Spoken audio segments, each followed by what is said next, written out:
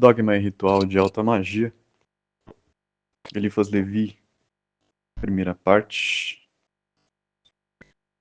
capítulo 12. Mimi, a grande obra de Cite Crux. A grande obra é, acima de tudo, a criação do homem por si mesmo, ou seja, a conquista plena e total que realiza suas faculdades e de seu futuro.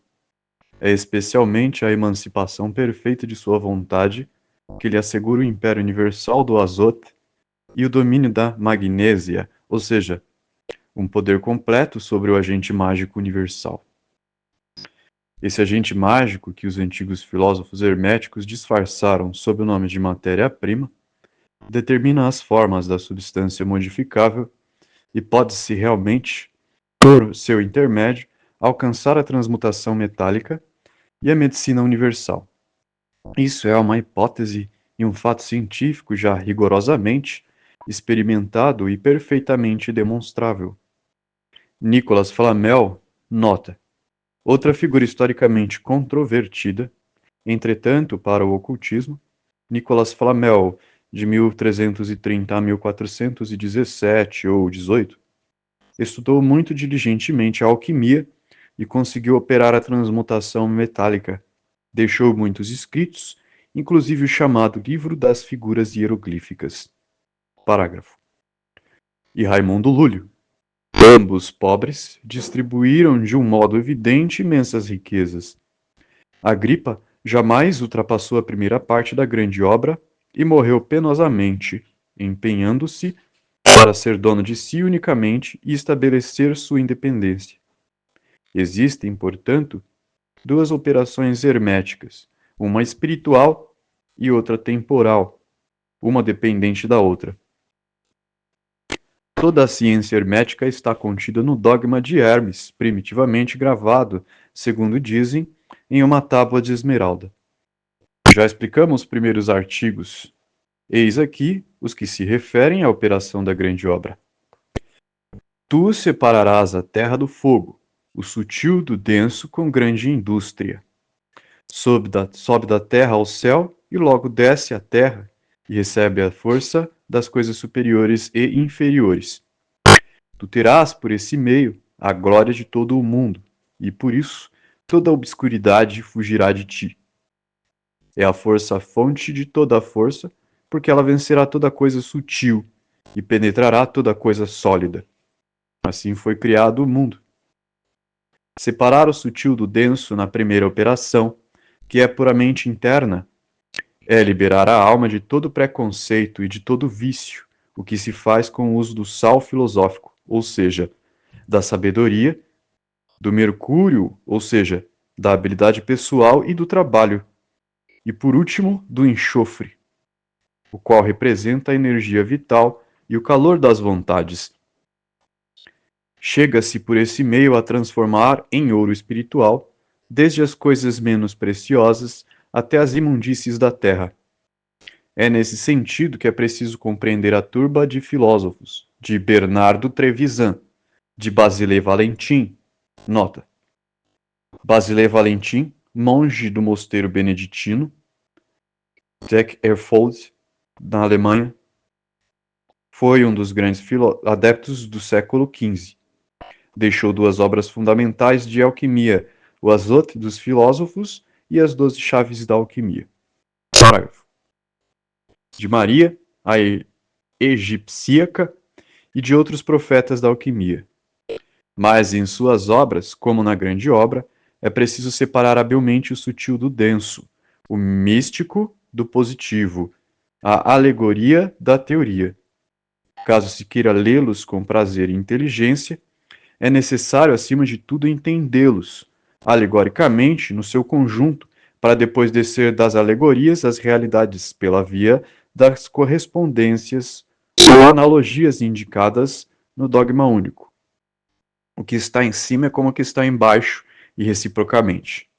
A palavra arte, invertida, ou lida de forma que era lida à maneira das escrituras sagradas e primitivas, ou seja, da direita para a esquerda, expressa, por meio dessas três iniciais, os diferentes graus da grande obra, T significa ternário, teoria, trabalho. R, realização, a adaptação. No 12º capítulo do ritual, daremos a receita dos grandes mestres para a adaptação e, especialmente, a contida na fortaleza hermética de Henrique Conrad. Entretanto, para as investigações de nossos leitores, recomendamos um admirável tratado atribuído a Hermes Trismegisto, intitulado Minerva Mundi. Tal tratado encontra-se unicamente em algumas edições de Hermes e contém, sob alegorias, repletas de poesia e profundidade, o dogma da criação dos seres por si mesmos ou da lei de criação que resulta do acordo das duas forças, daquelas que os alquimistas chamavam de o fixo e o volátil, que são, no absoluto, a necessidade e a liberdade. Aí é explicada a diversidade das formas espalhadas na natureza pela diversidade de espíritos e as monstruosidades pela divergência dos esforços. A leitura e a meditação dessa obra são indispensáveis a todos os adeptos que querem aprofundar os mistérios da natureza e se devotar seriamente à busca da grande obra. Quando os mestres da alquimia dizem que é preciso pouco tempo e pouco dinheiro para realizar as obras da ciência, quando, sobretudo, afirmam que basta um vaso, quando falam do grande e único Atanor, que todos podem usar, que está ao alcance de todos, e que os homens o possuem sem sabê-lo, estão aludindo à alquimia filosófica e moral. Realmente, uma vontade forte e decidida pode atingir em pouco tempo a independência absoluta, e todos nós possuímos um instrumento químico, o grande e único Atanor, que serve para separar o sutil do denso e o fixo do volátil.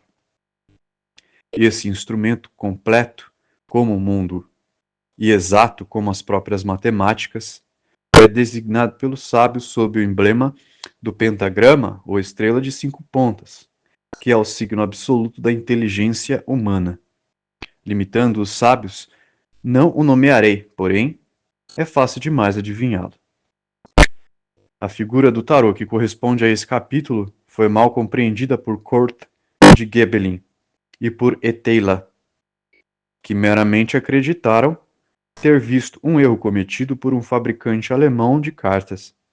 Essa figura representa um homem com as mãos atadas atrás das costas, carregando 2 sacos de dinheiro presos debaixo dos braços e pendurado por um pé a um instrumento constituído por 2 troncos de árvore, contendo cada um deles uma raiz de 6 ramos cortados e um travessão, que completa a figura da toa hebraica. As pernas do paciente estão cruzadas, e seus cotovelos formam um triângulo com a cabeça. Ora, o triângulo, em cima por uma cruz, significa, em alquimia, o fim e a perfeição da grande obra. Significação idêntica àquela da letra To, que é a última do alfabeto sagrado.